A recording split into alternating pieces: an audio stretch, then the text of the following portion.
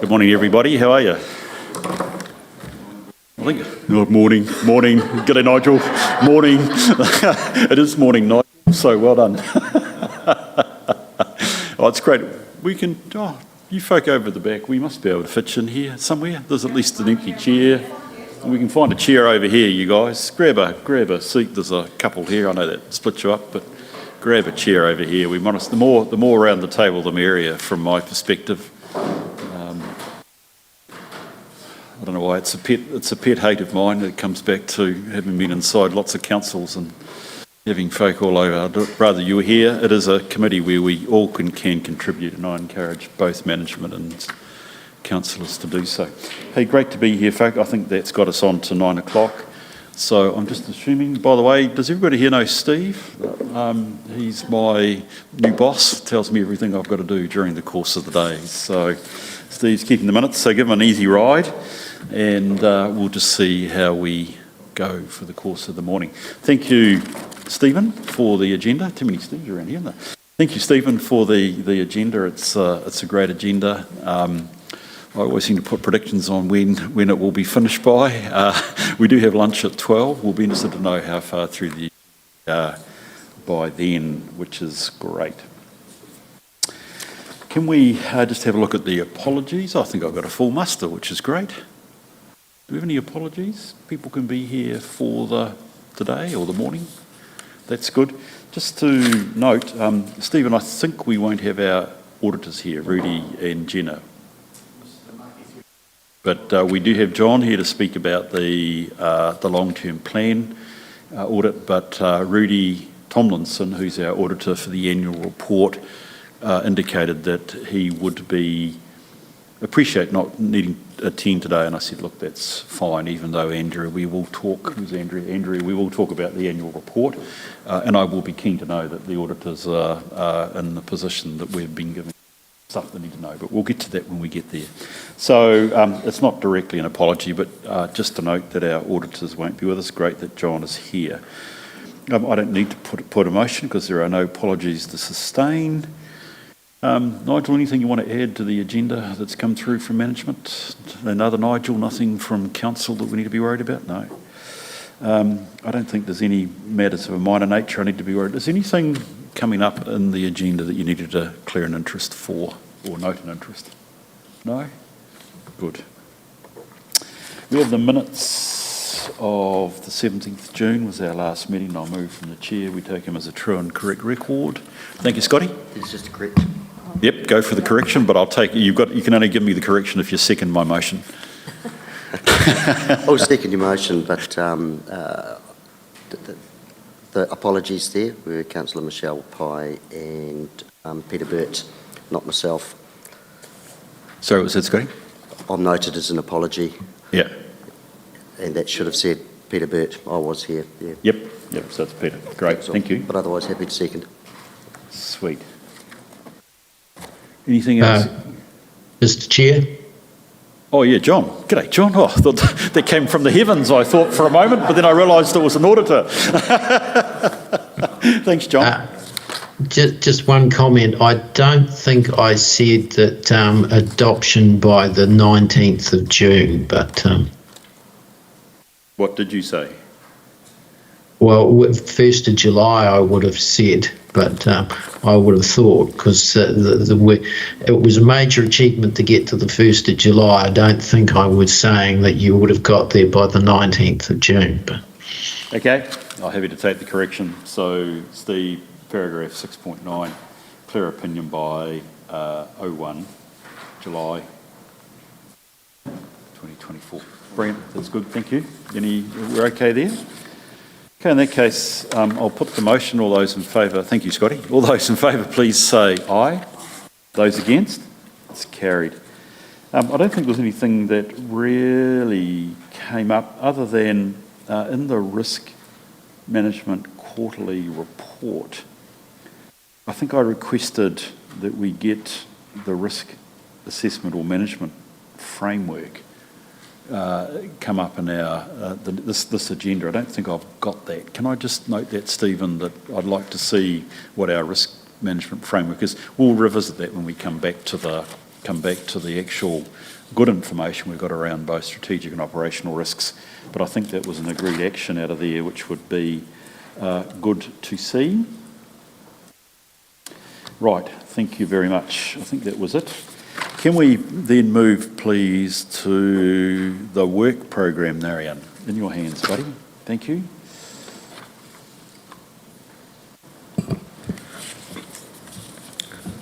Through you, the Chair, the Audit and Risk Committee work program.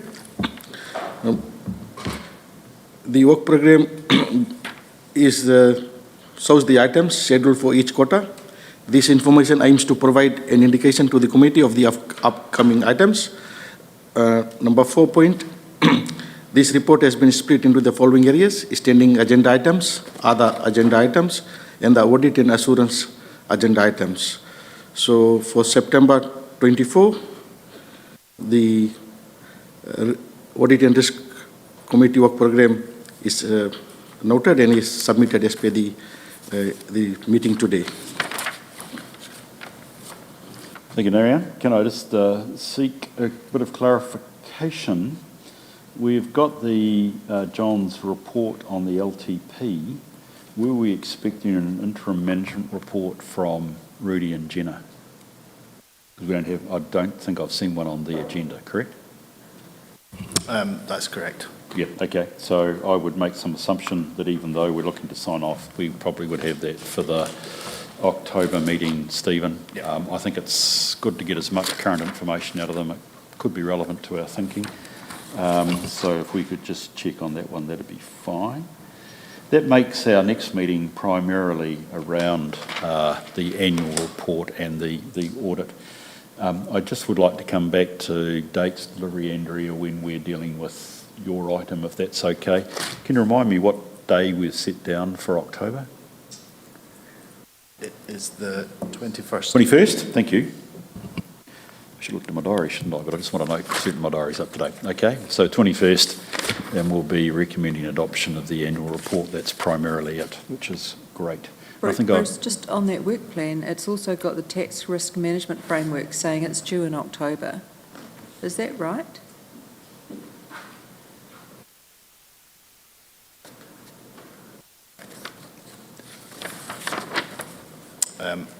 This is as it was set down in the agenda a while ago. I'll have to double check that one for you, I'm afraid. Okay, yes. Oh, sorry, you mean, sorry. Yeah, I'm just Oh, you asking- meant for this meeting, sorry, yeah. Well, it was set down for this meeting, now it's saying it's due October, but the October was for the annual report, so when are we going to get it? It's the choice of the chair if he wants to receive it at that meeting or if he wants to put it to the... Look, I'm reasonably relaxed. I think you and I discussed, Stephen, before. We need to keep October pretty closely aligned to the annual report. That's what we should be spending most of our time on. I would, unless there was a particular issue, I'd be happy to hold that over to December. Okay. Is that okay from your perspective? But thank you for keeping me up to the mark on that one. So if that goes to December, that's fine. Cool. I'll move from the chair where you received Narayan's report and note those amendments, please. Do I have a seconder, please? Thank you, Scotty. I'll put the motion. All those in favour, please say aye. Those against, it's carried. Thank you for that.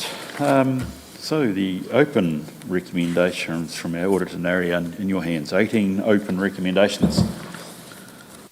Through you, the Chair, the Risk and Assurance team maintains a record of recommendations arising from the external audits and undertakes regular follow-ups with all business units to ensure recommendations have been actioned. There are 18 open recommendations from the external auditors. The full details are in the attached report in attachment 1, which also includes the management comments. I would say that from the June meeting, there is no additional open recommendations, so it's mostly same from the June meeting, except the change in management comments. Thank you. Thank you, Narayan.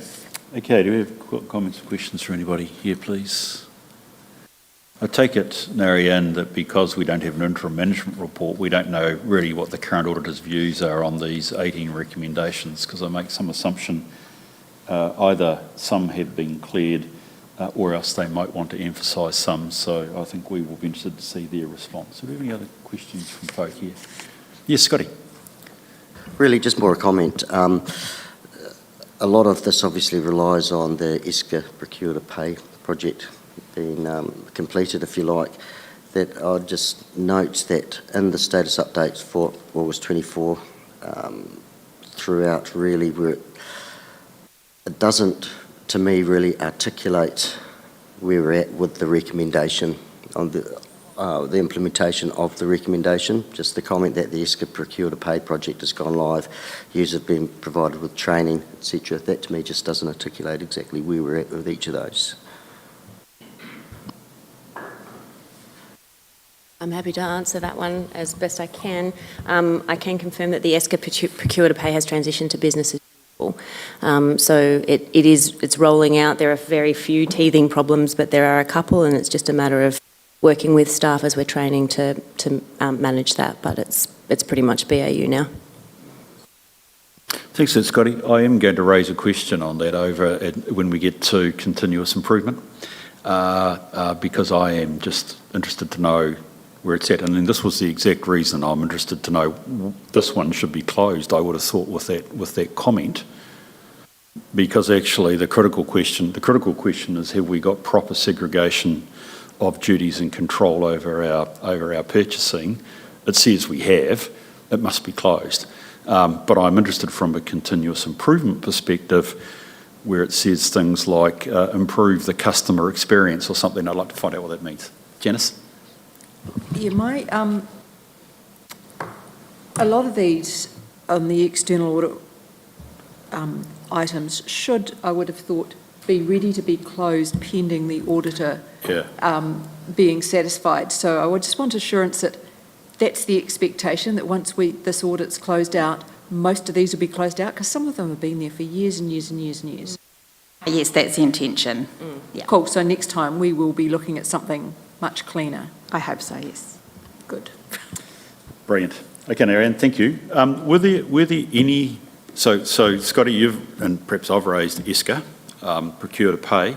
Were there any other key matters that either Marianne or Andrea, you wanted to raise as being problematic to get out of the way, or is there any other matter that my colleagues would like to raise at this point? No? Nothing seems too problematic there? That's good. I mean, I notice there's things like the holiday pay and quality of work papers and what have you, but I'm making some assumption we've got those ones.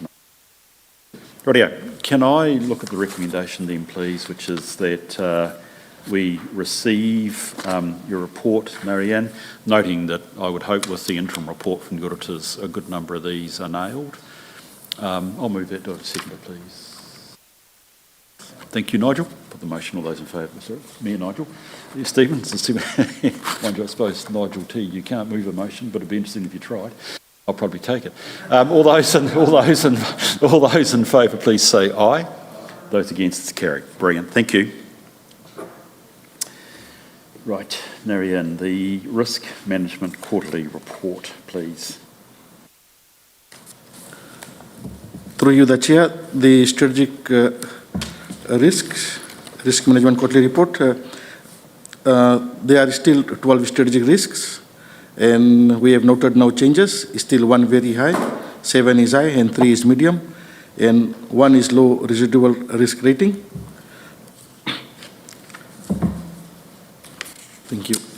Can I just add, these are frozen a bit at the moment as we're preparing to transition to a new risk management system away from ProMap to a new tool called Flowingly, which will bring our process mapping and offer a better front end for risk management, so you're not seeing the sort of plethora of Excel spreadsheets that you'll see in the operational risk register. So that's why, this will all the risks will be reviewed and updated as part of that, which will be presented to the December meeting. Thank you. Yes, I saw Flowingly referred to many times through the agenda. So, again, can I say it under continuous improvement? We might come back to. Do we have questions on our framework? Michelle.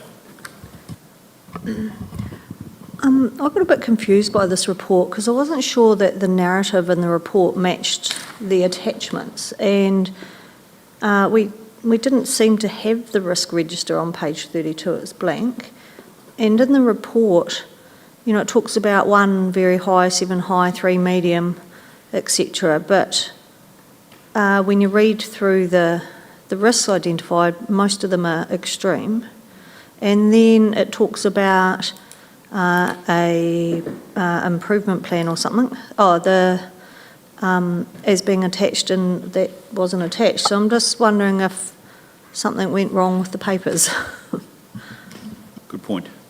Thank you. That was partly my question. Apologies, the second attachment has fallen off. It was attached to the last agenda. When we've rerun it this time, it's not been included, but I can circulate it independently. Okay, so Stephen, there is a deeper question, I think, from Michelle. Oh, sorry, Nigel. Isn't the risk register 1 of 13, so 2 of 13? It's all the risk register altogether. Yeah, but I felt like we were just missing that front page, and then, like I said, it was confusing because what was on those pages didn't match what the narrative was in the report. Yeah, the descriptors are different in the narration on the report. Yeah, it's a different format to what was there in the draft. Yeah. But so it would have been helpful if there was a summary page rather than having to wade through each of those pages. I really just didn't think that this gave me any feeling for where the risks were at, how effective the mitigants were, and I think we talked about this, Stephen, and you talked about it moving to the similar sort of format that the operational risks are. So I couldn't get much from this in terms of how effective things were. Yep. That's the standard output from the system that we're moving away from. We're hoping that the new system, which Justin might be able to talk to in a bit, will provide a better overview of things. It's certainly a more modern system that will... What is of greatest value? Yes, it's great to see see tables and things, but and so what? What is it that's giving you concern? There are control effectiveness deficiencies, so what's being done? Some are overdue. What's being done about that? It just doesn't give me assurance that these things are being attended to. Yeah, so we've had a debate about system and not a debate about risk, and that's not what we need here. So I would like to actually just say, what is our risk profile and environment like at the moment? What is it that actually really counts at the moment around this organisation or for our community? Because we're having trouble relating this to it. I mean, I've got, and I'm looking down your end of the table, Nigel. you may have some views on this. We must have a priority, and I know I've been talking with you, other Nigel, about this too. The water service delivery plan must be an essential. You've got 12 months to do it by. It requires big decision making. It's a big risk. The financial strategy, and Stephen, you've talked to me a good number of times, and I quite agree with you about cutting our cloth. It's both mandated nationally, but I appreciate that you're doing that internally. So the financial strategy and our overall sustainability in light of the deficits, which I know John will talk to us about in terms of his LTP report, must be a critical matter that's in front of us. And I don't mean this unkindly, but we've clearly had to think very seriously around about our civil facilities, and particularly the Theatre Royal, but then some of the other things that get wrapped up on that. And I presume some level of good decision making around that is pretty essential relatively soon for the making of the benefit of both the direction of council and also the community. And I wonder whether there's anything else that is really significant. I think this is really an entree to my point. That actually some of the work I've been doing elsewhere is to really say and ask my councils, what really counts in this coming 15 months? And does our risk profile actually match that? Because risk is all about uncertainty. What's going to make achieving our objectives uncertain? What really counts? I've listed 3. You may or may not identify with those. I'd be surprised if you didn't identify with at least 2 of them. But what else really counts? You got any views on that, Nigel? I'm throwing an open pass to you, mate. Might be a no, that's pass. all good. I mean, there's been some good workshops that both SLT and elected members have done following the LTP around priorities for the next sort of 12 months, 12, 15 months. Obviously, water's one of them. There's, rating and revenue review. A lot of it is focused on the financials, really.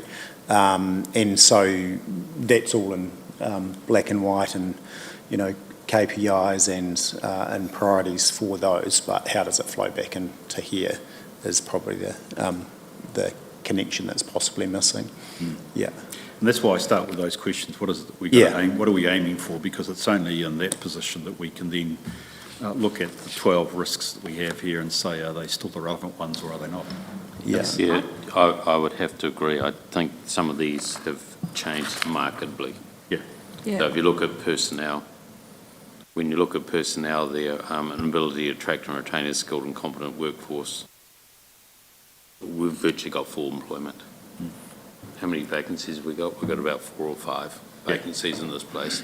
So we're now at full employment. So that is now longer an extreme risk, as far as I can see. Yeah. So we do need to update these. Sustainability is still extreme. Yes, sure. That is the financial one. So it is there, and we are working hard to pull back the expenditure, the ones we can control, being personnel and other expenses. Some of these others sort of amuse me that they're even there, like community engagement. This council engages thoroughly with our community, and I'm not sure why it's still extreme. So we probably need to take them back and actually start working back through them. So I'd wanted to understand what the review process was and the frequency of that and who was doing the reviewing, because there was a comment here saying not expected to change between reporting periods and they're only for an annual review. Every other organisation, the SLT, is looking at these at least monthly because the context is moving so quickly. We might not, in council, might not look at it more than, quarterly, 6 monthly. But you guys it should be your bread and butter. It's what you're here for. And just on that customer engagement, in the operational risks, I was surprised that it was 2 there were very high, et cetera, and I thought, we'll talk about that when we get there, but have they been moderated? Because some things you'd think would be much more risky than your customer engagement at an operational level. But yeah, so I'm just interested in what the process is for reviewing this and reporting, et cetera. I can speak to that. We're in a bit of a change process for it at the moment, just reflecting that the current system, and I'm not saying the system as such, but the current way of doing it isn't really working. We are trying to bring it back into that risk as BAU type thing, which is the approach we've successfully taken with health and safety. Our maturity with risk isn't as high as it is with health and safety at the moment, so we are working quite hard to just bring it into, this is the thing you do as normal as part of your job versus the thing you do to catch up with the Audit and Risk Committee every quarter. But you're not waiting for systems to actually be doing the work. Sure. No, so in the last few months we've been concentrating on health and safety. So we've been reviewing because it's got its own risk profile, health and safety. While it's here, there's a lot more sits under it.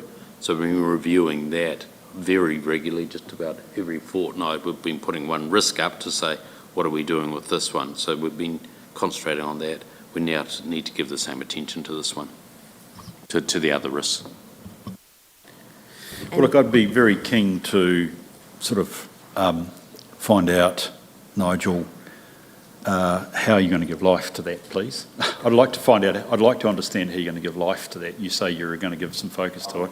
There's a sense to which I want a bit of accountability here. I'm being a bit naughty, Nigel, but I'd like to know that's going to happen, because the reality of it is we are running some current significant risks which affect, financial strategy, affect water service delivery, affect, civic facilities, as I might say, but there are probably other things that are on your mind. And I want to know what assurance we as governors can have that those are being actively managed at the moment. So at the moment, every SLT meeting, there is a risk put up on the board and we go through it. They've been concentrating on health and safety, so we need to pivot and include all risks. But we'll be looking at the extreme or high ones to start with, and also thinking about, are there new risks sitting out there? Because, and some of these risks have different profiles, like climate change. It's a slow burn, longer risk, and trying to mitigate against that one, it's a bit broader than just SLT versus our personnel one. The personnel one is obviously is subject to the environment out there, and at the moment the environment is such that we've got full employment. That could easily change, so that's one that needs a bit more regular attention. So that's what we need to plan out. Which ones do we need to look at really regularly? Which ones are a bit more of a slower burn? Do Thanks. you, do you share information and work with other councils around what they're seeing in their risk profiles, how they manage their strategic risk, etc.? Because there's no competition between you and there's no point in reinventing wheels. And yes, it will all need to be customised, but it's always interesting to know what others are doing and what you don't want to do that they do and what you might pinch. I can probably give a reasonable view on that one, actually. I mean, the strategic risks, the 12 here, I could probably walk into any council and argue that they're sort of near enough, and I hear your point, Nigel, that for us here in Timaru, thank heavens, staff is not. I could give probably in most cases, we're following, or we are with the trend elsewhere in the sector, which is full employment is generally, or rather employment is probably not such a hard thing when you lose all those jobs out of Wellington, etc. I think the point I would make, Janice, is that what is different for each council is, and I've used this a number of times, I've barbarised the Orwellian saying by saying all risks are equal, but some are more important than others. And I think my point is I don't get a sense of these 12, or if there are others, that are really important to us to monitor here. And I can only sense they're important if I relate them to my point, what do you want to achieve in the next 15 months? I know we've got the LTP, I know we've got your KPIs, whatever, Nigel, through which often drive operations. And that's good, and we have to deliver on the LTP. But I'd actually want to say, what is drop-dead territory for governors? Because if it's actually community engagement, and I've had this debate with councils last week, if it really is community engagement, trust and confidence, because it's low, and I don't know what it is here in Timaru, I want to know what creates the uncertainty that at the end of 15 months, we will not be in a position of good trust and confidence in our community, because that counts. I don't have a sense where the resources are going here until we have that risk profile being matched with what really counts. Does that make sense? Peter, you're probably going to burst into something. Now that you bring it up in terms of community engagement, it's very inert the way it sits there and what have you, but at the moment, if you were going to look at a priority, for me, the things that are all the negative results, we could never have a time and space that, in my time on council, where negative relationship with community, further disengagement, reputational damage, loss of trust, everything from the ability to know and understand why we're putting our rates up where we are and how we sit with councils round, I don't think it has been clearly communicated enough, and also decisions being made in this council, rightly so, because this is a democracy, but what that has meant for the rest of the community and that loss of the ability to control the narrative and everything. I think community engagement and what's falling out of that is health and safety, because threat to staff and all that intensity that has moved into that space, and I'm not seeing any of that I don't understand it. It's not, and if a priority, and things do, some are more, some are more important than others. This is a big one for us at the moment. I really do see that. Thank you, Peter. Appreciate that. Stephen, I wonder if you would allow me, or if the committee would allow me, can we talk about this after the meeting? I sense actually, and we haven't done it for a while, to be truthful, that as council, and I mean that by governance, we've sat around and looked at our risks. To be honest, I sense there's a need for a workshop. We should meet annually, ideally with all of your colleagues, Nigel, just to talk through objectives and risk environment. I'm comfortable as to how we do that.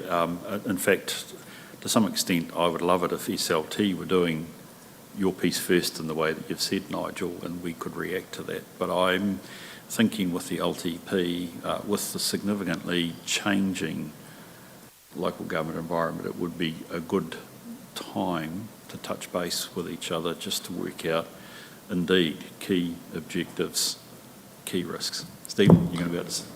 Yeah, it'd probably be valuable. At the moment, the risk register, it sort of sits as a bit of a bottom-up exercise. It was staff sitting down and identifying the risks, and the model that was chosen at the time, it might have exemplified some things like, for example, in a civil defence contact, the risk of bad public engagement is people going down the wrong road and putting themselves in danger, so it probably does skew slightly higher than you would imagine.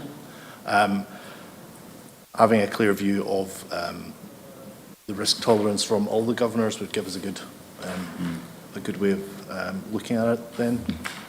Well, I think, look, we've got good bottom-up. I know it's in PX. We're going to have a good discussion around your operational, the transparency of management, to say what you guys are feeling from a bottom-up perspective, if I can use that. I'm actually talking in lots of ways, in a workshop sense, coming from the top down, because the two have to merge. And I think all I'm reflecting here is particularly with the LTP, with the changing environment that we're operating in the local government, and some of the extent pressures being placed on us externally, dare I say, demand through government reform. I think it actually would be a bad idea for us if we could find that time. So look, that's why I'm saying if the committee's happy, perhaps outside of this meeting, I'll have a chat with you, Stephen, and Nigel, just to see whether that has any chance to run, and when that might be if we do it. Any thoughts, feelings from folk about that? You're welcome to respond, Nigel, if you want to as well. No? Okay. Thank you. Right, well, look, unless there's any further discussion around the strategic risk, I think probably we will move. I've realised in my list, even though water service delivery plans, Nigel, are one of the big things in my mind, actually ongoing government reform. And I say that without political, I say that neutrally, continues to affect everything. We seem to have got through NZTA funding okay, according to the long-term plan, which is better than a lot of other places that I know of. But that's where I come back to. The environment, the profile we're in is a bit difficult at the moment. Right, yeah, let's go to the recommendation, and I will just leave it at that we receive a note. Just through you, Mr. Chair, like you just mentioned NZTA, that does change the risk environment because there's been a pivot by NZTA in terms of what they're funding now.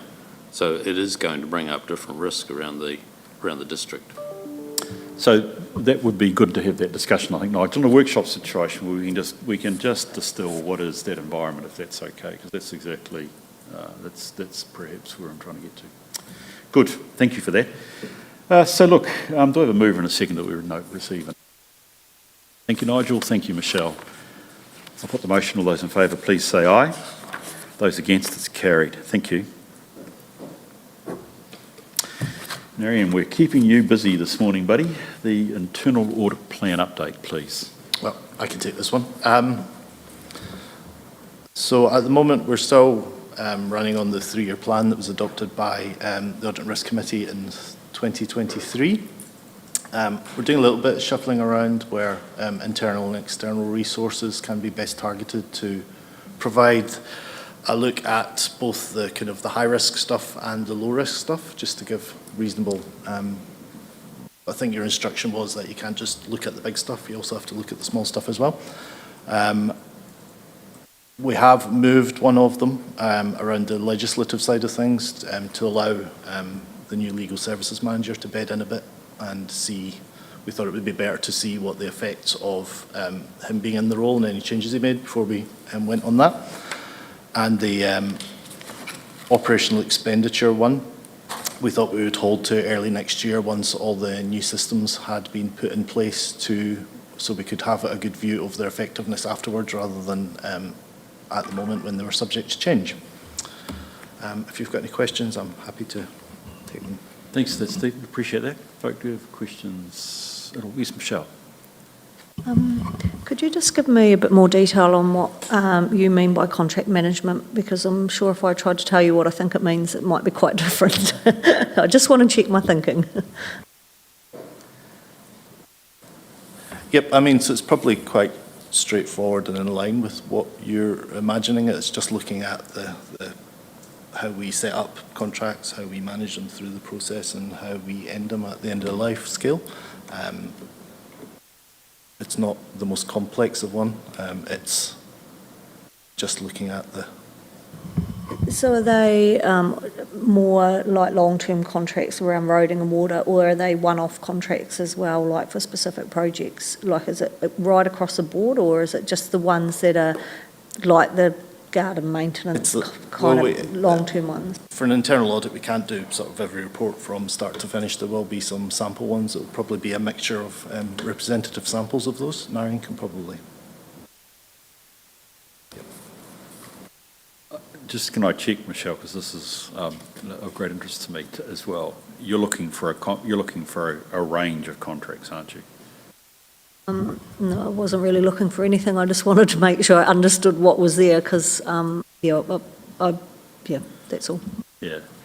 I would be interested in a range, Stephen, including any of our big maintenance contracts. Yep. If that's okay. We could bring the terms of reference to the December meeting. Yeah. That would give a bit more clear guideline of what we're after and see if that met with your expectations. Brilliant. Look, that would be really good. And that terms of reference just drew on any of the recommendations that we may have out of prior internal audit reviews or external audit reviews. That would be useful because this would be a good way to clear out comments. I mean, they're contextual, but then also focus. I appreciate in a contract management system, but I would be interested to the extent that I'm not making it bigger than Ben-Hur, that we do actually look at some contracts that are actually real and live. And I think some of the biggies need as much look as the smallies. Okay, that's brilliant. Thank you for that. Do we have a mover and a seconder for this, please? Sorry, were there any other questions? Yeah, Nigel. Yeah, sorry, one question. It's more about the dollars actually, and it's the 35K, and I understand the reason for an external report on something as important, but that's a lot of money that we, hand to the likes of Deloitte and consultants. And, I have seen some value from those reports in the past, but is there a better way? It's just, 35 grand is a lot of money. I think. Is there any? Look, it's a good question, Nigel, and probably it would be useful to just reflect. When did we approve for 23, 24? When did we last approve, Stephen? I'm looking at you, looking at me blankly because you don't know the question. The actual internal audit charter and approach. When did we last agree that? Probably some time ago. Yeah, it was prior to me, but it would have been around about the same time as the... so it would have been July 2023, around about the same time as... So there's a structural question here. Broadly, I'd put it this way, and I want to reflect, and I'm not reflecting on Deloitte, this comment. For an organisation this size, we need to have some form of internal audit function. I would argue, that's the first question, do you need an internal audit function? Because I'd argue yes, probably I'm paid to argue yes, by the way. So, I'm open to that. But I mean, it's the one insight, or it's one of the key insights we have, that our controls are operating. And I think the more that they're targeted towards our big risks, even better. It then becomes a question, what's the best way, the most cost-effective way, to come back to your 35 grand to do that?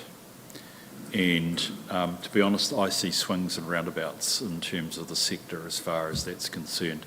I have a number of engagements where the decision has been to move to totally outsourcing this. So it does mean that probably you're in for a series of limited exercises, probably at this sort of price tag per study. So I'll be honest, and again, I don't want to reflect on Deloitte, but I'm reflecting actually on different providers. That's probably the number there or thereabouts that we would pay. I've also seen moves in some of my engagements where, because you can only, there's 2, 3, 5 of those you can only do in a year. Actually, by reducing those and employing internally, we can do some more work. So it's really about what is the strategy to deliver the internal audit I'm trying to get to in the long run, Stephen. That's why I come back to that first question. When's the last time have we looked at our audit plan and actually how we do it? It would have been last year. Yes, that's right. So, I mean, all I'm saying, it will be timely in the current light, and in the current light of I hear the strong point about managing cost, which is not a bad thing to do. There may be something more fundamental there to think about. So at the moment, from the officer's perspective, we are still working on the guidance from the Audit and Risk Committee back then, until we receive subsequent guidance on that. Well, perhaps without testing it too far, I suspect, Nigel, you might be reflecting a view here around the committee. How do we keep our costs? How are we cost effective? I should use better words than just low. That's not the right word. Cost effective, but would be useful for us to just rework that. That would seem like a December paper at this stage. To cut to the chase. Just what internal audit resource is on board? Narayan. Yeah. Yep. Because something like the operation, I was surprised to see the operational expenditure policy internal audit perhaps going to Deloitte if we had internal audit, based internal audit resource on board. Equally, I was surprised to see, say, the employment, recruitment, retention strategy being done internally when that's a little more specialised, and that's one that where you have a hybrid internal audit approach, which is what we basically have here. You'd get someone a bit more specialised to do that rather than relying on your internal team who might be auditing themselves to some extent. So I think it's probably a very good point. It's a very chance good point. to reset it, perhaps. I mean, we were working on the contract one because it was large and trying to get the highest to it possible. We are trying to stress the independence of internal audit within the organisation, so I don't think Narayan would struggle to take a critical eye over our engagement and culture team in that regard. And you seemed comfortable with undertaking that one? But we can, again, if we want a sort of a re-steer at the December meeting, we could take a look at it then. I think it would be a good idea. Stephen, if I take Nigel's concern, which is fair enough, let's look it through, and actually thank you for your comment, Janice, because actually it was a point I should have made when I was trying to describe general approaches. That, if we've got the internal resource, and I'm conscious that Narayan's here in front of us, you'd also you'd look generally to use your external resource for something which is specialist in nature rather than generalist. So that's where it would be interesting to have that discussion. Okay, thank you for that. So did I have a mover and seconder for this? Thank you, Nigel. Thank you, Peter. With the motion, all those in favour, please say aye. Those against, it's carried. Right, legislative compliance. Elliot, this keeps coming up, mate. But I'm very interested to know what you're planning on doing, because this is highly relevant to our meeting on the 21st of October. Good morning, thank you. Through the chair, council officers have proposed a method for delivering legislative compliance assurance to the committee in 21 October 2024. Set that out in the paper, which I'll take as read. I'll note the two aspects to it. The paper sets out a scope for the legislative compliance process and a method, and I'm sure you'll have some questions on that. In essence, what we're looking here is at a cost-effective and realistic embedding of legislative compliance in officers' BAU. By embedded within BAU, the process as envisaged is around conversations between officers that deliver the legislative functions with their direct reports, cascading up all the way through to council with the approval of the delegations manual. That approval of the delegations manual has driven the officers' approach when it comes to scope, that the council, by identifying and delegating those functions, has identified what the key statutory functions are, and they can alter that by way of resolution. Before I take any questions, I'll just sort of discuss a comparative exercise I've undertaken with the Comply With process. Comply With was adopted in June 2021. And I've looked through some of the reporting, and I want to take the Water Services Act 2021 as an example. Now that, of course, is a major overhaul of one of our key statutory functions, and allocated a number of duties all the way from elected members down to officers.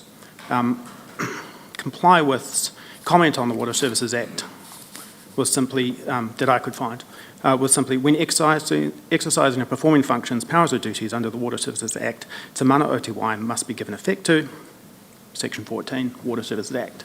So that's essentially identifying a relevant consideration when officers are undertaking statutory powers.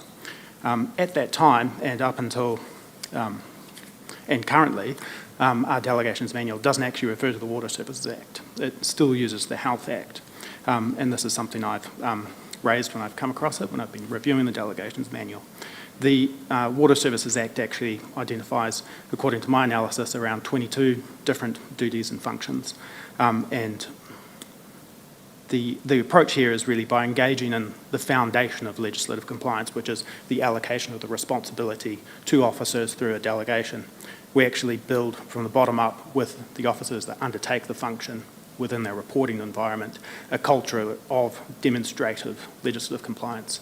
So although the product is still a tick in a box, which that tick represents a conversation that's actually happened between the officer and their line manager, and the method enables the capturing of any contextual information necessary to identify that. That then enables any governor from any level, Tier 3, 2, CE, Council, Audit and Risk, to take any deep dive they want down that legislative power, down through the officers that have undertaken it, and unpack any of those conversations. So that's essentially the comparative exercise I've undertaken to sort of understand why this approach is a better and I think more realistic approach to actually embedding what is a risk assessment sort of function within officers' BAU. Thanks, Elliot. Appreciate that. Quite good questions or comments for Elliot? No? Dennis?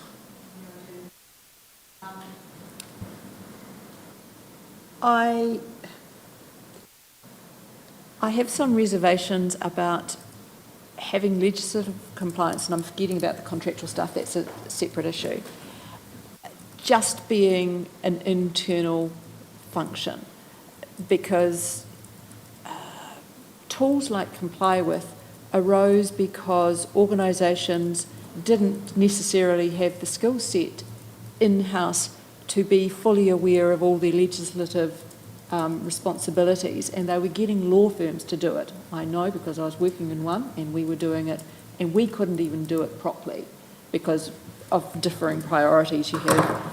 So Comply With came up to focus, and you might be able to add some more to this, to focus solely on that, and it was a solution. And I've seen it used in every organisation I've been with, and some are not using it anymore. The effectiveness of it depends on how effectively it was implemented and utilised internally. So the approach proposed to bring it internally, for me to feel satisfied and have assurance that it's fully covered, I'd want to know how, that it wasn't reliant on one person to be aware of all the legislative compliance requirements, the changes that were upcoming, etc. Implementing it from grassroots up is great because that gives ownership through the organisation, but the assurance that we should be looking for is more than just signing pieces of paper to be able to sign the annual accounts. It's an ethos and everyone being aware of what they're required to do day to day, etc. That's a bit of a ramble, but I'm still not convinced yet. Any thoughts on that, Elliot? Well, I guess there's the specific statutory compliance exercise necessary for the annual report, which differs slightly to the broader scope which is proposed here. That is specified very clearly in the schedules and the LGA. Yeah. Okay. Yeah. And I guess the point you're making is, don't you need some sort of external oversight at some level to drive that behaviour? Well, this isn't precluding it. I'd suggest it's actually enhancing its ability to zero in on the allocation of responsibility, because it funnels all the way back up to council in the way that they have adopted the delegations manual. So it certainly doesn't preclude any external audit, and I think it enhances it.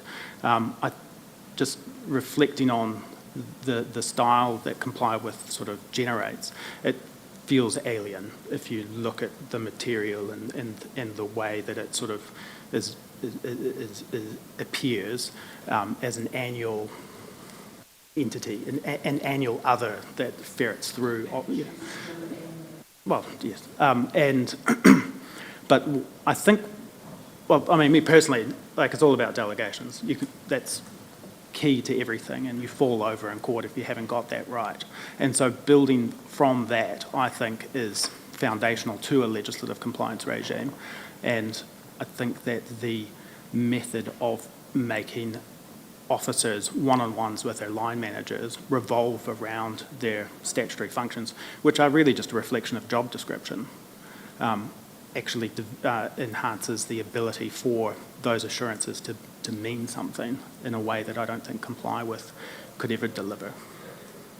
My main concern is making sure that there are no gaps. The difficulty that people were having before tools like Comply With came along was being aware of what they needed to comply with, the organisations, because there's such a breadth of legislation, having one place where it was all listed down. So my concern is that there might be a gap there rather than the delegations, etc. Yep. Anyway, that's just where I'm at. Yeah. I think we've got two issues. One is identifying the legislation, and the other one is complying with it. And they are actually very, very different. So Comply With possibly could point you that the new legislation's there. It absolutely gives you absolutely no assurance that it's been complied with at all. Nothing, because effectively it's a tick box. We're the same in the DHB, and quite frankly, it gave you no assurance at all. So you you do need to bed it into the organisation, and tools like Comply With do not do that. They're seen as just another system that I've got to go and look at, and actually people don't look at them. They just don't bother. So we need to come up with a system that's actually fundamentally better embedded in the organisation. I'm not arguing for Comply With. I'm just wanting to make sure that what's in place covers everything and doesn't leave gaps. Yeah. So in fact, actually, Nigel, it feels like I'm ganging up with Janice, but I'm just saying you've actually nailed it. There are two key questions here Elliot, I've got your second point and it's brilliant, but you are the key control. You are the key control with Andrew, with whoever, Paul, whoever else, that actually the culture of legislative compliance is able to be attested to. Mm-hmm. And I don't have any trouble if you're going to tell me it's 72 actually worried about, not 475 or whatever the number is. The critical question is, how do we know that we're up to date? Which is the first question. Now, to some extent, and you've perhaps got, I can buy into your argument about the water services bill. Cool, it's pretty new. What I want to know is actually the first question. How do we know we are keeping abreast of changes and there are no significant gaps in what we monitor and what we get attestation to? I get the point in the delegations, no argument, and I've got no argument that actually a culture is helped by the sort of the control of you, particularly meeting with the key managers around the organisation. That's brilliant, and if that's getting attested to, it gives me some comfort around the letter. The letters that will come up, or indeed, in fact, the one letter that will come from Nigel on the 21st, the critical question is, how do I know that we've got all the key elements of those 72? And why those 72? But I mean, I'm basically giving a pass. That's fine, it's 72, so be it. But how do I know we've got all the key parts? Through the chair, there's a lot of law out there, and people just have to, as part of their professional engagement in their disciplines, understand what law regulates them. One of the difficulties is when all that law becomes fragmented and viewed as singular sort of points.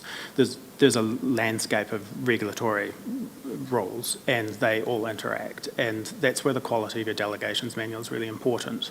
And it's really important to qualitatively introduce the acts, and that's one of the things I've started to do. For instance, with the Water Services Act, it's all very well to know that there's 22 functions, but it might be more important to know that actually there's 11 drinking suppliers and 2 wastewater systems, and that there's 12 key duties. So it's actually about when the delegations manual is being adopted, that it is sufficiently expressive of the landscape that the council is operating in, that people can actually visualise that landscape. Because other than signing up for the parliamentary alerts and, your alert 42 from Brookers and going to all the conferences, how can you keep abreast of the torrent of, new rules and so forth? So it's really, I think it's about enhancing the sort of the visual clarity of the regulatory landscape, and that's through a high quality delegations manual. It's the key to exercising powers lawfully, and I think it's also the key to demystifying and simplifying the operating environment, is by having it all hang together as a landscape kind of type of document. Thank you. Look, and I want to stress, by the way, you brought a level of analysis to this which has been missing to date, so well done. Can I say thank you? I want to make that quite clear. I think what I'd like for all of us to remember when it comes to the 21st, it's an exercise in risk, because the declaration that we need to give to Rudy is that we have complied with our statutory obligations. There's no modifier, there's no limitation of that representation, which I take as serious, because you've got to sign it, Nigel, and you've got to sign it, Nigel. So it's an exercise of risk. If we've gone to 72, we've automatically gone into a risk paradigm.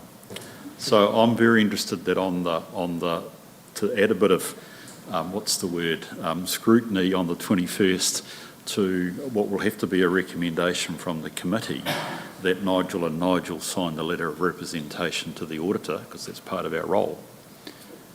I'd like to have that risk paradigm, why we are confident, even with the delegation manual, that actually it sort of becomes a negative sense, that the risk that something has been missed is low. Or it could be medium, or it could be high. That's the point I'm trying to get to here, is that the way it would happen if there is a breach approved, being we've got it. So the question becomes, how do we have that risk discussion?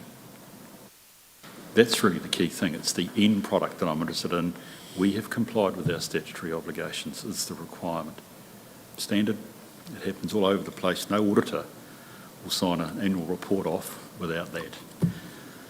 And that's where I'm trying to get to. So look, I'm very, when I say I'm very comfortable, Nigel, your two questions are brilliant. Those are the two that I'm trying to cover off. And if we do it on the basis of risk exercise, that's fine. I just would like some transparency with us all around the room, because we're all going to, pass the motion saying, please sign Nigel and Nigel. Actually, where we sit with that. That's the key discussion that we need to have. Okay? Go for it, Janice. Just on the contracts and contractual obligations, which I agree are different to the legislative ones. Stephen, we did discuss this briefly the other day. I'm interested, and doesn't need to be today, in how our contracts are recorded, the obligations are recorded, they're monitored, they're reported against, etc. Because that's an area that a lot of organisations are struggling with. I'm going to answer that before we even kick into it, and even before we do the internal audit, we've got a lot of work to do there. Yeah. Okay, so it's a little. Organisation does. And it depends on the unit, and it depends on what they've got. So there's quite a bit of work to be done there. Would that be fair, guys? Yeah. Yeah. Oh, and the internal audit will be a helpful look into that as well. So that's really useful. But again, that's an important part, isn't it, Janice, for us thinking about particularly either our provisioning or indeed our contingent liability notes. So. And the scope of the internal audit in terms of if it's looking at contracts, are they recorded and monitored and that sort of thing? I'd be interested in that being in scope. If they're not, that's fine. And the interesting thing is contracts both ways. Yep. Revenue in and expenditure out. Yeah, and absolutely. I think we've got work to do on both. Very perceptive point. Look, I just want to talk to my elected member colleagues here. Janice and I might have been, and Elliot might have been looking at a pretty pointy-headed part of what you think about your roles as governors. Is there any questions? You're welcome to ask them of me or Janice, let alone Elliot, at this stage about why we've spent actually quite a bit of time today just focusing around this. This is the important part. As I say, somewhere down the track, well, actually on the 21st, we're going to have to form a view that we've complied with our statutory responsibilities in the way that you've sponsored. Janice, we're going to have to look at the annual report, that we have recorded all our liabilities, that we've provisioned correctly, and that we've got our contingencies. They actually are quite significant matters, particularly when you start looking at the position that we're showing under our LTP. So that's why we're having this debate. But any other questions folk would like to ask at this stage? No? Okay, look, thank you, Dahlia. I just want to say, look, seriously, mate, this is, if I can just go at the risk of reopening, I just got told Comply was being dumped. Comply was being dumped and there seemed nothing else in play. Comply with, we thought, gave us at least the answer to Nigel's first question. It didn't give rise to, and I think this was where it's fair to take on board the advice we had received. It didn't deal with the second point, which I agree with you, which is actually, but do we live compliance as in contrast to form? I just want my cake and eat it too, I want both. So thank you that you're diving hard in this and pushing us hard too into thinking. So hopefully the conversation this morning's helped you as well. Can I move from the chair that we receive the report and we note the process to 21 October, along with, Elliot, if you could just note some of the comments you've received from us today. I'll move that. Do I have a seconder, please? Look your way. Oh, thank you, Nigel. I'll push that then. All those in favour, please say aye. Those against? It's carried. Thank you, Elliot. That's brilliant.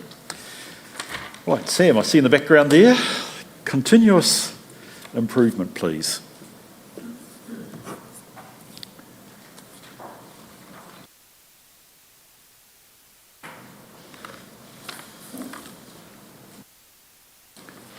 Thanks, Sam, and your hands. Thank you. Kia ora, everybody. I will just give a summarised version of 2 items in the report. So Magic is a financial planning, reporting and budgeting tool. Users have been incorporating their forecasting figures into the system. The monthly financial reports have been developed and user testing is underway. There are still some adjustments to be made, and this will be implemented in the 2024-25 financial year. Flowingly is a workflow automation and process management platform designed to streamline business processes. By digitizing and automating manual processes, Flowingly aims to improve efficiency, reduce errors, and provide better visibility into the organisational workflows. Thank you. Welcome any questions. Thank you. Appreciate that. Yes, Michelle. With Atticus and also with Smarty Grants, are we able to get more value out of them for our community by allowing our community to use them as well? So, for example, I was out at the Geraldine Community Hub and they said, we're looking at an online booking system. And I'm kind of like, well, council's got one. Is there a way that we can enable them to use our booking system even if they're quite separate from council? And the same with Smarty Grants. Yes, absolutely. This is something we're busy investigating. We're actually busy liaising what with Atticus could look like if we're extended. We're actually in the final end of knowing if this is a go for us, so I can provide an update at the next Audit and Risk Committee, or I could just come back to you with that. And if I may interject, we have investigated that for Smarty Grants. We can't extend that platform to external users. The piggybacking off Atticus is a little bit more complicated, but we are working through that from a legal perspective as well as the contract with that provider. Go, Michelle. Yep, great. Then my other question was about Magic, because this has been, floating around for a long time. And is this the answer to your frustrations, Andrea, with the financial reporting system, or is the financial system underneath Magic still broken? Because my view is, if it is, shouldn't we be fixing that first? Okay, so one of the reasons why Magic is taking a long time is because we're working with an external provider, and they have proven challenging getting back to us in a timely manner. The underlying data obviously comes from authority. Magic, the intention was for it to be a better tool to be able to report, for the managers to be able to put comments in, do forecasting and the like. We're also in the process of looking at authority's data warehouse, which is something new that they've implemented. And on top of that is you can use Power BI for reporting, dashboards and those kind of things. So I'm hoping that potentially the data warehouse and the Power BI reporting could actually give us a better tool for reporting. So we're just working through that process about how we tack that on, because that's essentially talking directly to authority. Magic and our current templates rely on a database in the middle to be refreshed first. So it's not live data. So every time you want to report, you actually have to refresh the database, and at that point in time it was live, but an hour down the track it's not live. Whereas hopefully the data warehousing and the Power BI on top of that, because it's talking directly to authority, that we should be able to hopefully push a button and at that point in time, here it is. So we're just working through that now. So just through you, Mr. Chair, I've spoken to Justin, and Justin might want to chip in, is that what we lack is a ITIS strategy. It appears to me in my 8 months here, we're a bit ad hoc in terms of how we do things. And, what Andrea's talking about is brilliant, that we get a data warehouse. It doesn't matter what it is, if it's authority, but then you've got to think hard about, okay, what are the tools that you're going to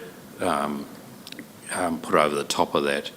Right at the moment, we've probably got 3 or 4 options for the reporting, and none of them are actually going to be perfect, but we need to find the best of breed one, and all of them take resource, so we need also to find the one that is the easiest to actually look after and maintain, because some of them are heavier on resource than others, depending on how you set them up. So do you want to talk more to that, or?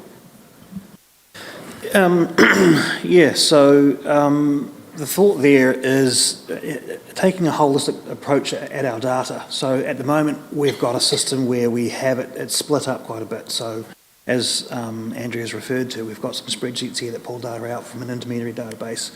We've got a procure-to pay system that sits outside of authority. We've got reporting tools that are in another third party. So my belief is it introduces a fair amount of risk with that data transfer and then the ability and ease to get that data out. Yeah. So one of the things we're looking at is moving forward, we kind of want to bring all of those systems back into one source of truth. So that whether that stays as authority or whether we look at a different system, that's something that we're working through and having conversations around. But if we can reduce the number of systems or consolidate that down, it's going to make things a lot easier. It also makes it a lot easier for my team in terms of making sure that the units and the systems that they're using are as up to date and as accurate and as risk-free as possible, because then we're supporting a whole bunch less. That's what Nigel's referring to in terms of that IT strategy. If we can get we can consolidate the systems down smaller, it's going to make running things a lot easier and minimise our risk. It also makes, when we're developing applications or developing systems for it, they run a bit smoother and less work to maintain. So that's a definite yes, we need an IT strategy. Sorry, what was that? That's a definite yes, we need an IT strategy. Yes, that's correct. Yes, right, okay. Sounds like it.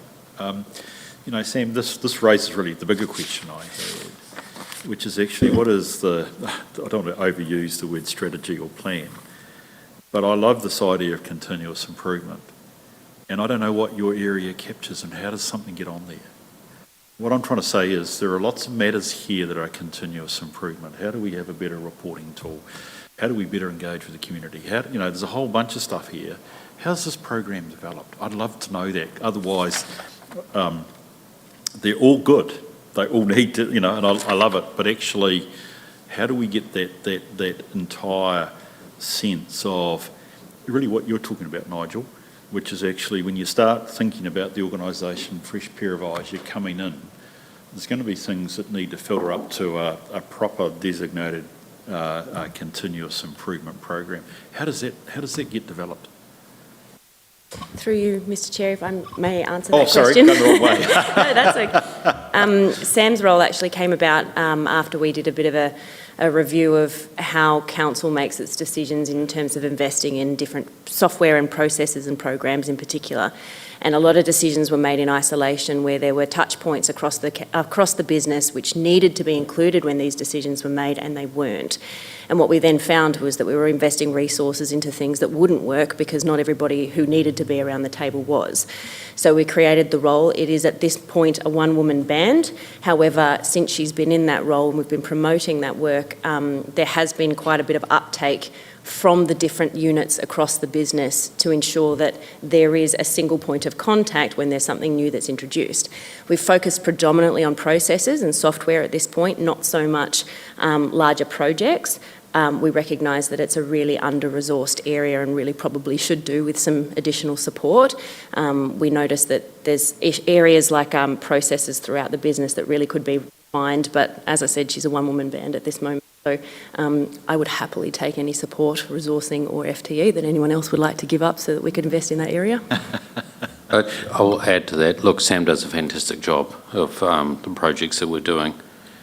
However, and no fault of anyone's, they're actually not connected to a strategy.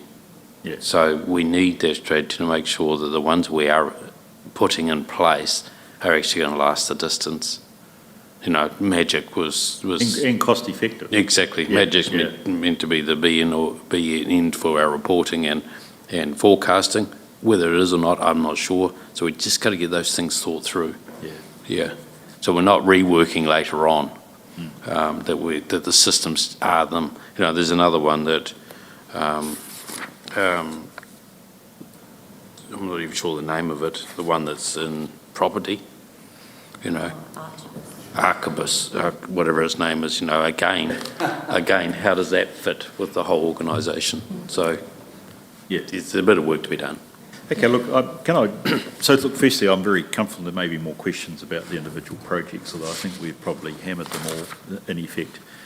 I would be interested, Nigel and Sam, about when you get to that sense of a broader strategy, because I guess really the bottom line is this is all good news if we do it right, and it makes sense because I want to see continuous improvement internally in the organisation. So that would be. Bruce, can I just ask, what degree of interaction is there with other councils around IT strategy, business processes, etc.? Because you're not the only council, and everyone has the same issues, and it would be good to share. And so presumably you are. Yes, that's a very good question, actually. So it's one of the reasons why we've made a shift through to Flowingly. I think there's about 30 councils now in New Zealand that have shifted away from ProMap to that product. So there was two reasons. One was it's a reduction in cost for the workflow side of things, so that we can actually shift those processes into actual actions that are happening that can notify and talk to other things.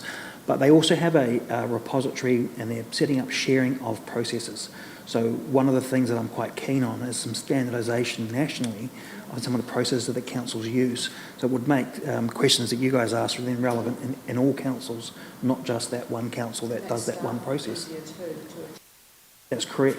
And so Flowingly have a database and a library of processes. So as we find that Sam creates new processes or goes through and maps something out, then we can put that through into that database. But it's there for us then to say, what are Lower Hutt doing, what are Waikato doing, and we can pull some of those out and say, well, here's a process for, maybe it's dog registration and it's 85% the same as what we do. We can pick that up, and so it gives us a step forward in the right direction. So I had one final question of Sam. In the last minutes, it said that there would be closeout reports for Atticus and Ashura presented on this agenda. Have they been done? It's still in progress with that, Janice. We had some more enhancements that have come through, so hoping to have that done. Thank you. Brilliant, thank you. That's really helpful, Sam, and thank you for your report. It's certainly given us a strong sense of where things are going. And Justin, thank you for that comment on Flowingly, which I should be careful. It sounds like a proprietary name, but I hate it. But for some reason, but never mind. There we go. Can I have somebody prepared to move that we receive and note this, please? Thank you, Michelle. Thank you, Scotty. I'll put the motion. All those in favour, please say aye. Those against, it's carried. Thank you, Sam. Appreciate that as always. You can see that we're keen to see more of this, so it'd be great when you have the chance for the broader strategy piece. Thank you. Right, to prove that I'm totally viable, thank you. I'm going to eat my chocolate now. Andrea, thank you. Tell us how the annual report's going, please. Would you like to start, or shall I start? So where we're at financially. The team have processed majority of their year-end journals. There's still a little bit of work done on the provision around the landfill, in particular Peel Forest. Once that's done, they'll look at the FIS statements, internal loans and the like. So the intention is by the end of next week to have a draft report to audit. They start on the 23rd of September, so the following Monday. So the intention is to have a template to them and a draft to them. We're still waiting for information or draft information from VT and TDHL. We had a little, slight hiccup with AST in regards to some provisioning, which we've worked through with the auditors, and they're finalising that particular report to wind that trust up. So at this point, the team are just still beavering away, doing as much as they can. That's where we're at. Brilliant. So look, let me just kick off with a couple of questions, please. One of the things that I know he's no longer our auditor of the annual report, but John always thrashed us over was quality. So while it's, and I know we're in a compressed time, and just in time means that probably we finalise the last dot and crossing a T on the 20th, which perhaps marginalises quality. What can you tell me about the quality that you've been able to bring to the annual report process? So part of recommendations from, obviously, the last couple of audits, reconciliations have been done on a more regular basis. So towards the end of the year, that wasn't such an issue. We've got a couple of new people in the team, so there is a little bit of learning going on as well. And so they're working through those kind of tidy-ups. But we're certainly, I feel there is still a little bit of work to do, but we're certainly way ahead of where we have been in the last couple of audits. Look, I'm comforted by that. I think just to be clear about quality, in my view, regardless of what John might say, is when we have the product together, it's simple things like our notes match the numbers, that we've thought through, that the application of our accounting policies have been captured by what we've either provided or allowed for or whatever. Those checks are inherent in our process now, correct? That's what I want to hear. Good, okay. So that's number one. So second, we're going to adopt on the 21st, which is tremendous, of October. No, we're not. What are we doing on the 21st? So the 21st meeting is essentially to have a look through the annual report. The auditors will have given us hopefully their last set of, if there's any misstatements and what have you. So the adoption is set for the 31st of October. Right. My understanding. Okay, that's a really good, thank you for that objection. Yeah, So we would be pushing for the 21st of October. So you're saying the 20, so what is the purpose of our meeting on the 21st? I think it was but to review the report. Just to review the annual report. Yeah. So council are going to adopt it on the 31st of October? That's it. Based on a recommendation from Audit and Risk? When does I think what I'm trying to get, I think I'm getting to your point, Janice. When do we meet, recommend the adoption of the annual report, knowing that we've also got an audit opinion in our hands and that we can sign a letter of rec? Because that's the role of the committee before it goes to, Nigel needs that and his councillors need that before they sign. When do we do that? On the morning of the 31st, by the sounds of it. Is that right? By way of teams? No, seriously, sorry, I'm just trying to make certain this is right. I had assumed that the 21st, perhaps with a wee bit of fair wind, was going to be our chance to do that. Maybe this audit meeting should be on the 28th, which gives, which is a Monday, gives Tuesday, Wednesday. That would be ideal. A little bit of time if there is anything that's got to be adjusted by both ways. Okay. I don't know how that fits in, because you're right. I mean, otherwise it's 10 days gap. Yeah. Is it Labor Day? Oh, well, there's nothing wrong. We're going on holiday. Yeah, we'll work on. Oh, the 29th then. The Tuesday, the 29th, maybe. What about the previous Friday? I mean, I think this we could do this by way of teams. I mean, if we had to. So, are we only going to get one look at it, so that if there are any queries, feedback loop required, there's no time? Sorry, I was just mentally catching up on this one. So the 21st meeting is the opportunity for that? Yeah, I thought that was more a pretty close to final draft working. Yeah, okay. But then I think if you want to give the final nod to this one, a Zoom meeting on the 29th would probably be the best option for that, or for the previous Friday. Yep, that sounds like it's relevant. Now, I think for the benefit of everybody, it would be wise to at least have one, if not both of those, as being teams, because they're going to be very. I'm just thinking, dare I said it myself, and. So, according to Rudy, on the 21st, the audit is scheduled to conclude on the 25th of October, while the audit plan specifies adoption will be 31st of October. We will work to have all known material adjustments with Andrea and her team by the 21st. Anything that is then identified in the last week of the audit that is material can be amended so that the final version in a letter of representation can be sent to councillors on the 28th. As per normal, I will issue the audit opinion on the 31st prior to adoption, but after receiving the signed letter of rep. So that's the auditors. So we won't really see the colour of the opinion or the letter of rep, because bearing in mind, while it might be standard, he may well ask for something specific in there, who knows? And I don't mean that dismissingly. I've used the LY word, haven't I? It sounds like flowingly. I haven't dismissed the fact that he might, and that's quite reasonable for an auditor to do that. So it does suggest to me that we need the 21st with the near final and with any up-to-date information from Rudy and Jenna at that stage, and we need to schedule, hopefully, a short meeting on the 29th. Okay? Not in the morning for me, but that's fine. Okay, so let's work around that. The 29th in particular would be Teams, Stephen. I don't think we need to, it should be, unless there's unless there's a matter that really comes to blow up, it would be a relatively straightforward meeting where I would be looking to hear clearly from Rudy as the opinion giver. That's when Elliot and the whole compliance thing would need to be done. We'd need to check through major issues that we've provided for them, yada, yada, yada, and then resolve so Nigel and council as a whole can do their job on the 31st. So, I'd allow 90 minutes for that sort of type thing by way of Teams. 21st we should do as well.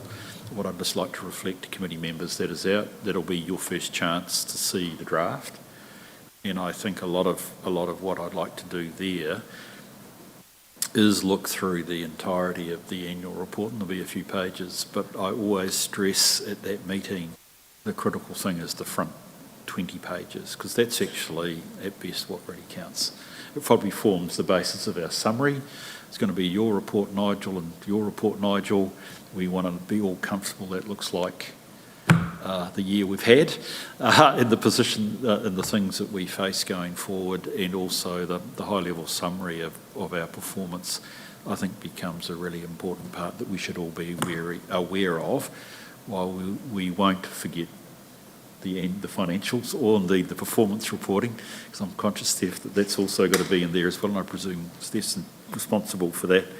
We'll look at that, but it becomes the front 20 pages, and you guys need to have the chance to look at that and say, yep, I'm happy with that, or to get the changes made between then and 29th. So the front half of the book's in my domain versus thing, and that's reasonably on track at the moment. Yep, so good. We won't make any final conclusions until we see the colour of the money at the end of the day, but yes. it's well in hand at the moment. So by the 21st you should have a reasonably brilliant complete version. Okay, oh, that's good. No, Bruce, that's you're good. mentioning that being, is that better in person or that one on Teams or Oh, in we could do person? that by way of Teams as well. I'm reasonably comfortable. And Rudy will dial in for the financial part of it? He should... Yes, he needs to be there on the 21st. Any curly issues he will have identified by then? Well, you said he completes on the 25th? We at least, surely by the 21st we will know if there are any significant issues. And the only thing I'd ask you to check with Rudy is his quality review, whatever they call it. There's always a second review from a second director, which is good. I appreciate that. But I don't want to be bitten by that occurring post the 21st, otherwise it limits the value of that meeting from the audit perspective. Brilliant. Okay, that's good. So 21 and 29 reflects we were to work for us. Excuse me, Bruce. Yes, John. There is no second director for the test audit this year. What? We're too small. Oh, John, come on. Oh. Well, I was looking for one of your reviews, John. Okay, we're fine. We'll take it. That's great. Okay, thanks, John. Appreciate that help. So look, key thing is if you could, obviously for good reason, Rudy's away today. If you could feed back our discussions today, Andrea, that would be useful just so he's aware that we're gun for the 21st and the 29th. Would appreciate him being present at the 21st as well as the 29th, please. I think that would be quite logical. Yes, Stephen. Just a matter for clarification, are both those meetings by Teams or? I think at this stage they will be. Yeah. Sorry, I'd like to afford that. I'm just conscious that there are 2 extra meetings. They're only on the annual report. I think we've agreed that through our work program. So as long as it's comfortable for you Timaru-based people to have us zooming in, if that's okay, yeah? I'm not beating standing orders by trying to chair a meeting online, am I? Okay. There are some councils where I'm not allowed to do that. I think I looked that up for last week, a couple of weeks ago. You'd either all need to be online. Yeah, no, that's what I was saying. Yeah. No. So I was going to suggest that it might just be easier, maybe. Is that what the Senate, is that what the... Okay, well, look, I'll talk with Stephen in between. If I have to be here, I'll be here. But I think the 29th, if I can be honest, probably would be better to be just online. There would probably be a benefit for everyone being online, as you could have a single shared document you're all looking at. Okay, good. So Okay, so the easier then. working proposition is both meetings are fully online. Between tennis matches, Peter. That would be great. Good. Rightio. That's tremendous. I'll move from the chair. We receive the update. Do I have a second, please? Thank you, Scotty. Appreciate that, mate. All those in favour, please say aye. Those against, it's carried. Brilliant.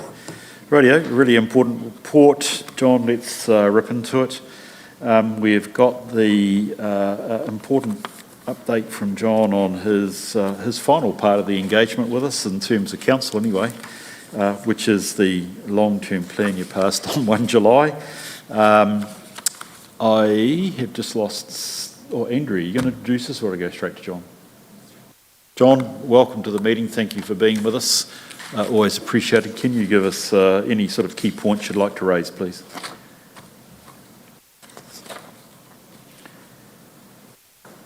Hello, John. I just lost him.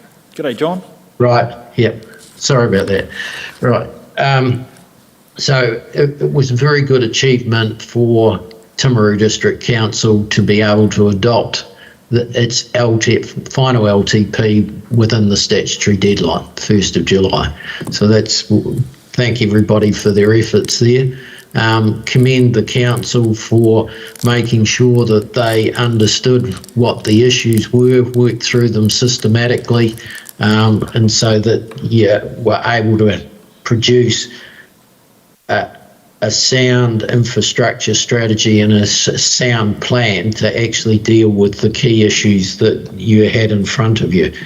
But that process did take time, and so that meant that the council exercised its option not to have its consultation document audited. But because that was a late decision, we were trying to achieve that you had it audited, you had an audited CD, and so we worked under circumstances where the information was coming through and changing, so it wasn't the most efficient approach. And so, we got there in the end, but it wasn't the best way to do it. The other key point that I'd raise was community facilities, the Theatre Royal. So we were the work that we did on the final stage was just to understand that the estimated costs for the Theatre Royal were still the most relevant ones that went into the final LTP, but we weren't, as an audit team, we weren't aware that there was another option on the table to actually not proceed with the Theatre Royal and so that did create some additional work after the event because needed to explain that. But I'm happy to take any questions on the report. Thank you. Thank you, John, for the report. It's always good to have one relatively close to the audit. I'm always appreciative of that. In fact, do we have questions for John? You guys are probably sick and tired of long-term plans, but you got it through, so well done. And I agree with John that 1 July was brilliant. Those councils that are dealing with an enhanced annual plan, I feel for them. You got a question, Michelle? Just a couple of comments. I just think for consistency of language and especially for our community that we should be referring to the Theatre Royal and Heritage Hub throughout this report because that is what the project is. It was never just the Theatre Royal.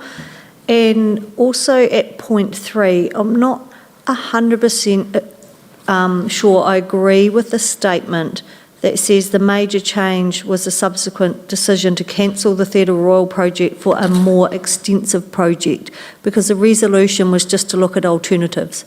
And yes, the more expensive one was one of those alternatives, but that hasn't been agreed on. Thank you. I suspect this is a finalised report, Michelle, but I think it's important is it? Oh, okay. Yeah, you're right, it is too. Yeah, Sorry, it's yes, still so we draft. could, John, if you could take Michelle's points on board, that would be really helpful. Nigel? Yeah, agree with that point. And then 2.3, prep of audit and CD document. I think you're rather generous to us in your comments. We shouldn't start with that, but where is it? The government's planned 3 waters reform slowed the progress. I'm not of the view that, and you refer to the AMPs, I think, somewhere there for our water teams, but I'm of the view that our AMP should be living documents. So whether there was water reform in there or not, that information should have been readily available from our team. Sorry, I'm just trying to find where I said it, but I think you're being overly generous with your comments and my reflection on our organisation that actually our specific departments should have been delivering that in a timely fashion. Thank you, Nigel. Appreciate that. Yes, when change comes, it does reflect the strength of your systems, and real time's always good. Any other comments from folk? Yes, Stacey. Page 68, John, and this is just for clarity and sort of following on from Councillor Pye around common language. Under the key elements of the financial strategy and bullet point 4, you talk about rate increase limits, and in here it's got proposed 15.1, 11.5, 11.5. That is not reflected in our long-term plan. So I just wondered how does that work for consistency of language to our community? I just wondered if someone could explain that to me.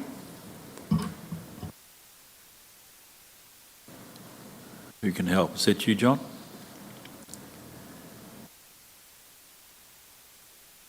So we had 15, 12 and 12, John. Would it be a rounding?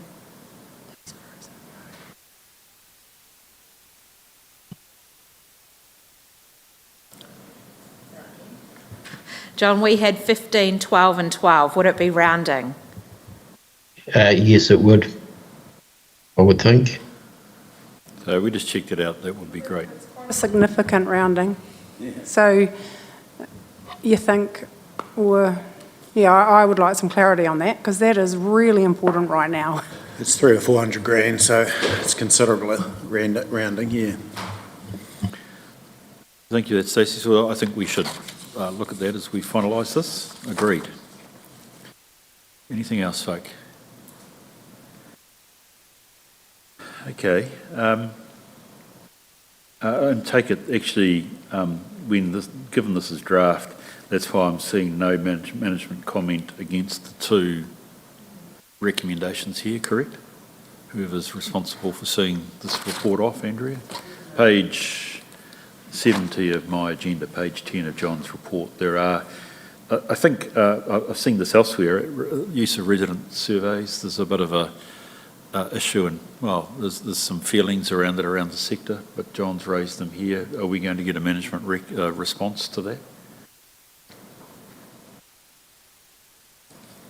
Doesn't have to be now, but I would like to see it finalised, that's all. Sorry, I'm doing a couple of jobs here. Could you?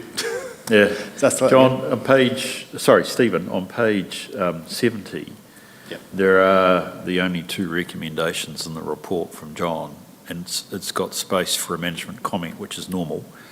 What I'm trying to reflect here is, will we get a management comment in the final?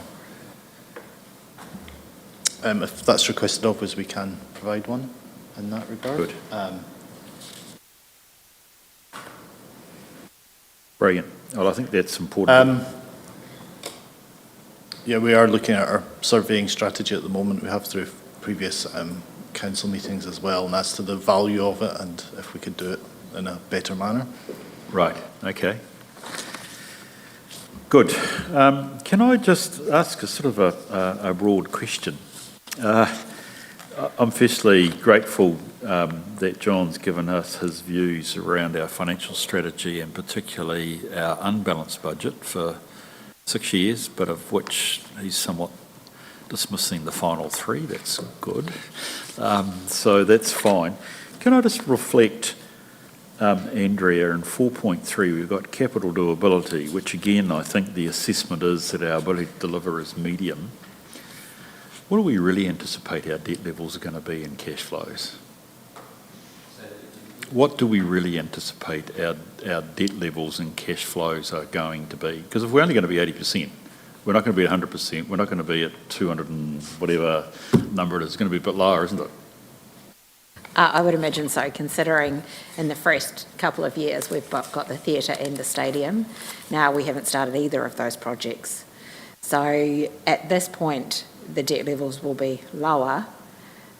It will just sort of probably smooth it out a bit, not necessarily in the first 3 years, but potentially in the remaining Potentially in 7 future years. Yeah. I think it's a little bit too early to even speculate on that until we've got a decision on the theatre, heritage hub / stadium. Stadium's out to the market right now. Yes. So we'll see what that comes in at. And there is also a work being done on the theatre / heritage hub. So until we got those landed, and also the work in terms of the other infrastructure, we're pushing that hard.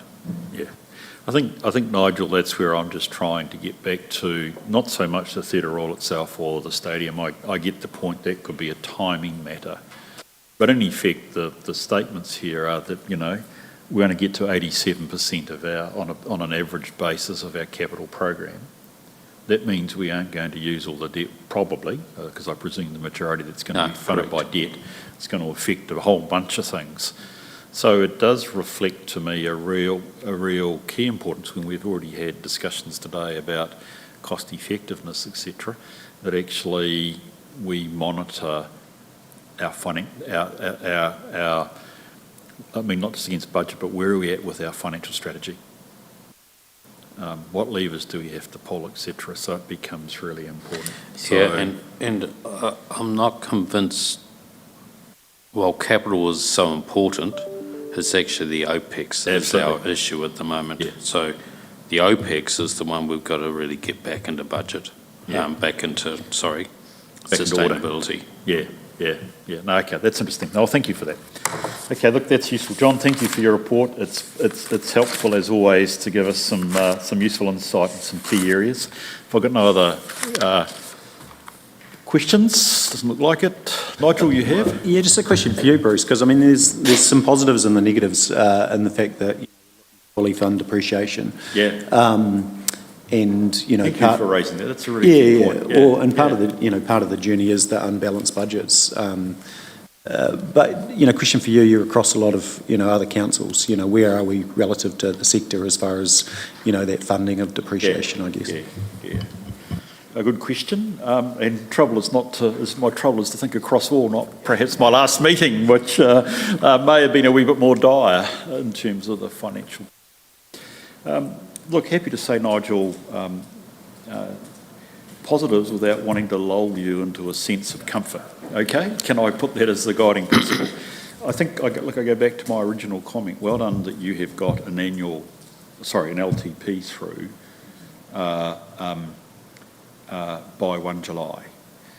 And I would say if we can put the icing on the cake by having the annual report done by 31 October, I think I'd be arguing organisationally that puts you on the best foot to deal with the real challenge.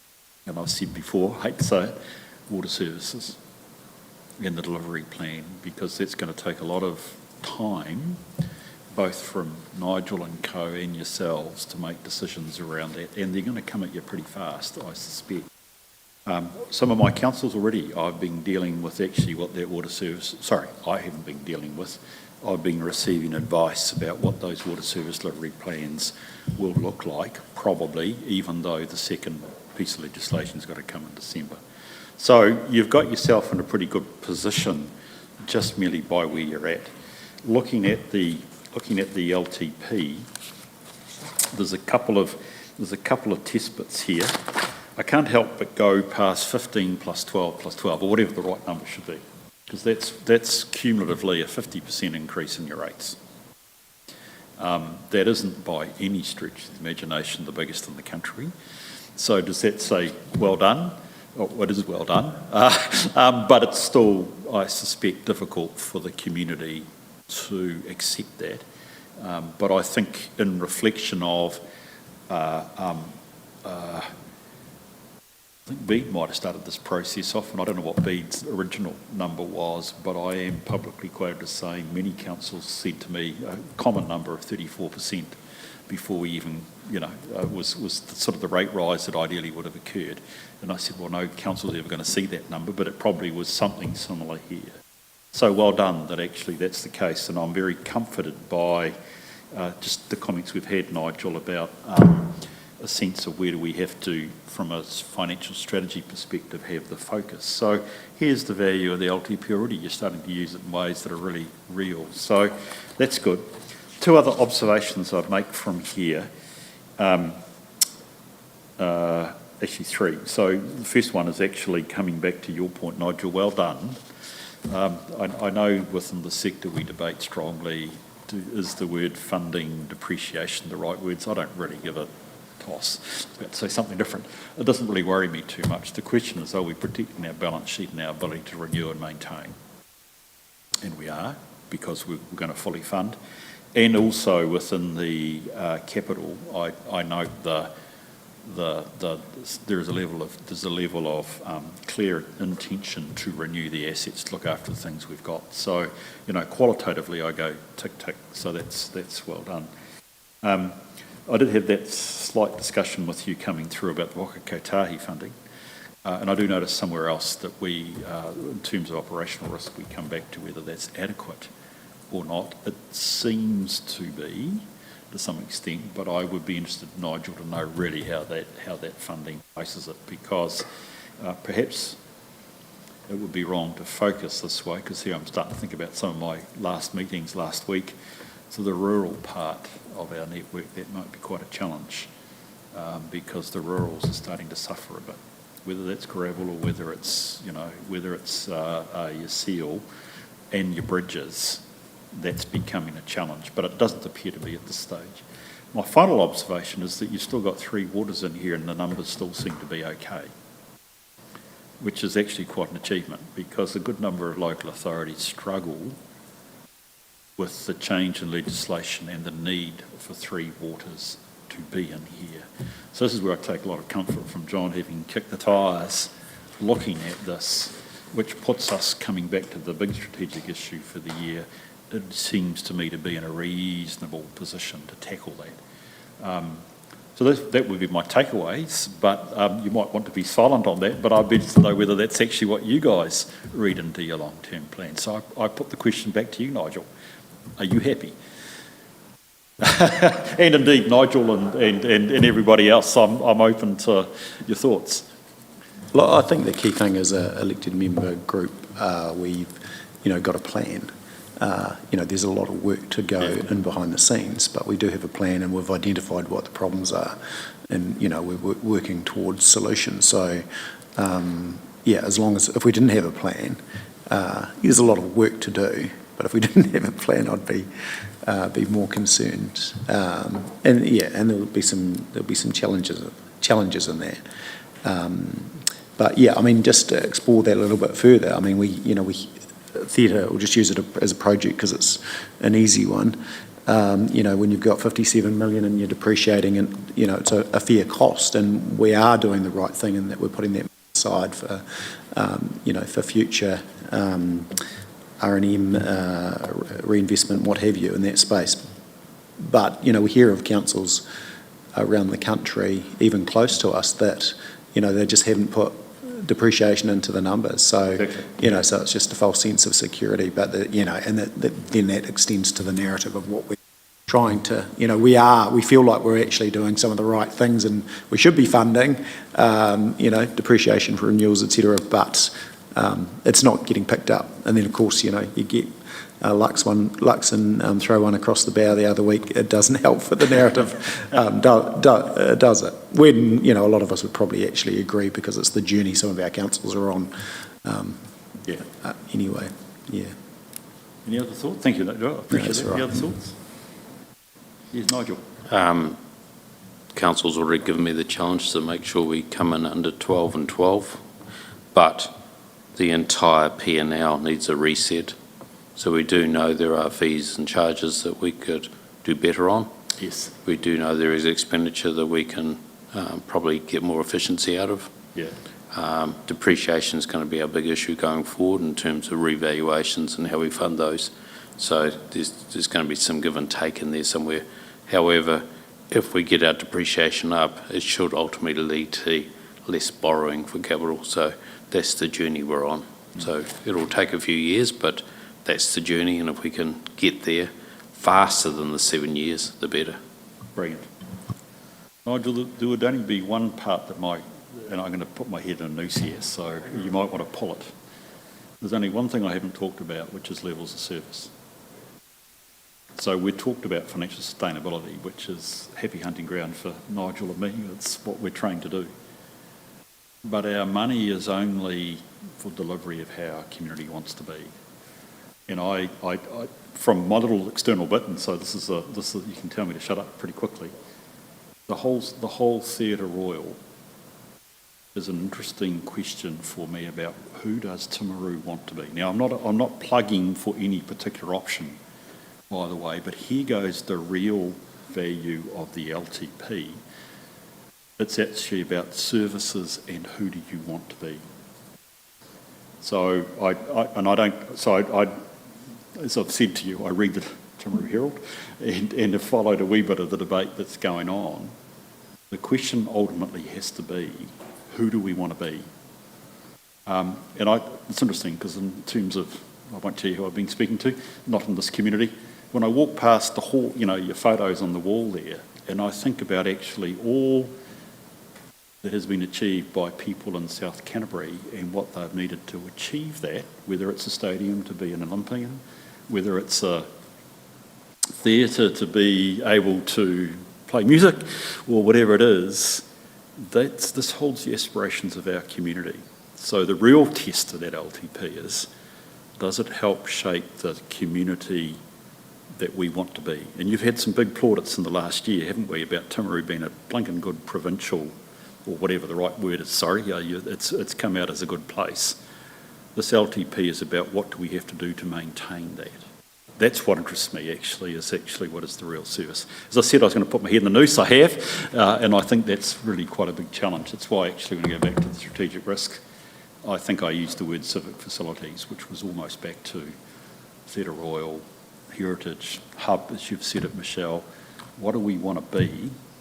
And I'd almost say, to be blunt, if you didn't have it, what are we? So I put that there as a little rider on my comments. I'll shut up now. I can see the eyes moving around the room, and there we go. I'll leave it at that. Janice, was anything from you that you wanted to say? No, we're good. Right, let's have a look at this. Thank you, John, for your work. Just through you, Mr. Chair, that was a really good little talk. I think. Thank you. I appreciate that, Nigel. That means a lot. But I'll leave it as a rhetorical question.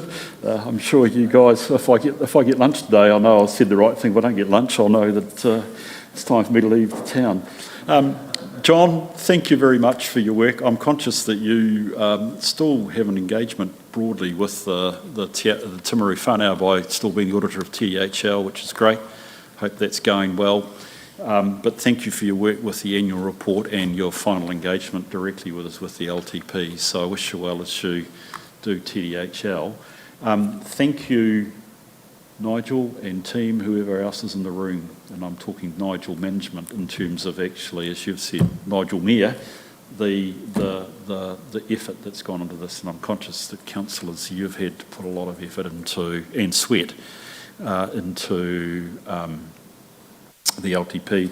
It's a pretty good report from John, so well done. I appreciate that. So in that case, I'm going to move that we receive the report. Do I have a seconder, please? Thank you, Peter. put the motion. All those in favour, please say aye. Those against, it's carried. Thank you. Right. There's no said urgent business, no minor matters, so we are moving to page 77, which is to move us into the PX section. There are quite a number of items. There are 9 of them there. I think they're all relevant to consider in PX, so I'll move from the chair that we, for the reasons stated, go into PX. Thank you, Nigel. Is there any debate on the motion? Being none, I'll put it... Excuse me, Bruce, will you want me in that last bit No, John, I can let you go, Cobber. I'll leave that for Rudy, and Rudy's not here today, so we'll catch up on the stage. If you need to pop off now, that's fine. No worries, mate. All right, I just want to thank everybody for your help and with it all. So, bye. Thanks, John. Cheers, mate. Okay, I'll put the motion. All those in favour, please say aye. Those against, it's carried. Rightio, so first item is the minutes. Oh, yes, please, Stephen, once you've